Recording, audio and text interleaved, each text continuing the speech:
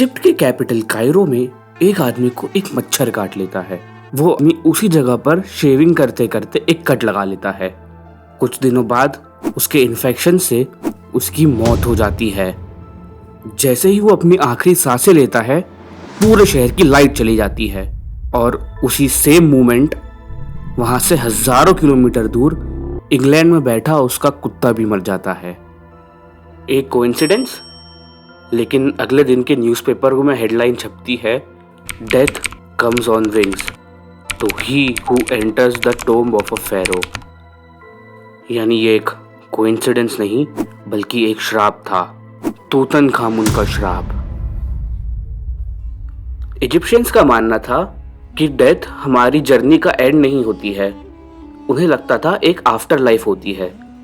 इसलिए जब उनके फेरोज या राजा मरते थे तब वो उनके साथ रोजमर्रा की जिंदगी में काम आने वाली कई चीजें भी दफनाते थे, जैसे गोल्ड, चैरियट्स और इवन खाना भी, ताकि उन्हें आफ्टर लाइफ में इन सब की कभी कोई कमी महसूस ना हो। बॉडीज को मम्मीफाई कर कर टूम्स में रखा जाता था, मगर उन्हें नहीं पता था कि ये जो सोना, चांदी और बाकी एसेंशियल्स वो लोग किंग के साथ टूम में रख रहे हैं, वही एक दिन आगे बढ़कर उन्हें उनकी इटर्नल स्लीप में आकर डिस्टर्ब करेंगे। 1900s का टाइम है।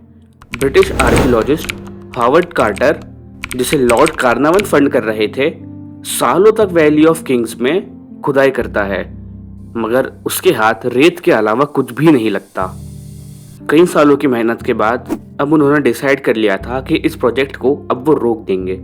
लेकिन फिर आता है नवंबर 1922, जब कार्टर का एक आदमी एक स्टेयरकेस को एनकाउंटर करता है जो रेत के अंदर धंसा हुआ था। कार्टर जल्दी से वहां पर टॉर्च मारता है, एक छोटा सा छेद करता है और उसके थ्रू अंदर की तरफ देखता है। अंदर उसने देखा था सोना, हर तरफ सिर्फ सोना। जब उससे पूछा गया कि क्या तुम्हें अंदर कुछ दिख रहा है, तो उसने धीरे से कहा, यस, वंडरफुल थिंग्स। उनके हाथ तूतनखामुन का टोम लग चुका था, या यूं कह लो उसका खजाना लग चुका था। मगर इस डिस्कवरी के कुछ समय बाद ही ट्रेजेडी भी स्ट्राइक करती है। लॉर्ड कार्नरवन, जिसने इसे फंड करा था, वो वही इंसान था जिसकी हमने वीडियो की शुरुआत में बात करी। एक मस्कीटो बाइट से उसकी डेथ हो जाती है और सेम टाइम पर इंग्लैंड में बैठा उसका डॉग भी चल बसता है। आर्कियोलॉजिस्ट कार्टर की एक पेट बर्ड थी कैनरी, वो भी मरी हुई मिलती है और उसे एक कोबरा ने स्वॉलो कर लिया था, जिसे इजिप्शियन रॉयल्टी का सिंबल भी माना जाता है। और भी कई सारे वर्कर्स जो इस चीज़ में इन्वॉल्व थे वो बीमार पड़ने लग जाते हैं। कई की तो अनएक्सपेक्टेड डेथ भी हो जाती है और डेथ्स के बाद न्यूज़पेपर में तो एक ही हेडलाइन छपती है, the pharaoh's curse claims another victim। ये देखकर पूरी दुनिया शॉक में थी।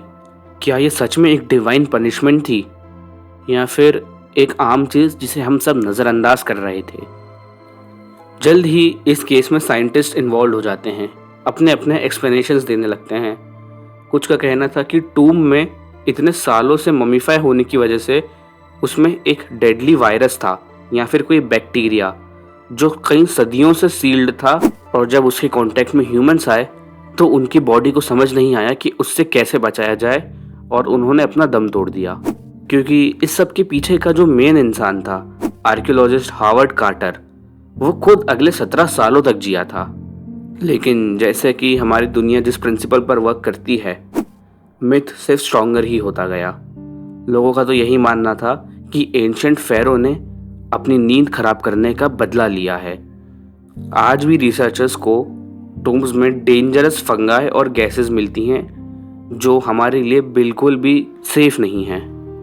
शायद वो टूम हॉन्टेड नहीं था, बल्कि गड़ी हुई चीजों को बाहर निकालने का हमारा ऑब्सेशन था जो उस श्राप को जिंदा रख रहा था। मगर ऐसी हर एक मिस्ट्री हमें एक चीज सिखाती है कि साइंस और सुपरस्टिशन के बीच की जो लाइन है वो हमारी सोच से ज्यादा पतली है। शायद तूतनखामुन ने किसी को श्राप नहीं दिया, बल्कि हमने खुद ही खुद को श्राप दे रखा है, ये पता ना होते हुए कि हमें कब रुकना है, कब किन राजों पर से पर्दा उठाने से खुद को रोकना है। तो बस यार, आज की वीडियो में सिर्फ इतना ही। अगर एक ऐसे लड़के के बारे में जानना है जिसने अपनी ज़िंदगी के पहले 16 साल सिर्फ एक अंधेरे काले कमरे में बिताए और फिर उसे बाहर की दुनिया में छोड़ दिया गया, तो इस वीडियो पर क्लिक करके देख लेना। ये वीडियो अच्छी लगी हो तो लाइक कर देना और चैनल को सब्सक्राइब कर लेना। मैं मिलूंगा किसी और वीडियो में। बाय।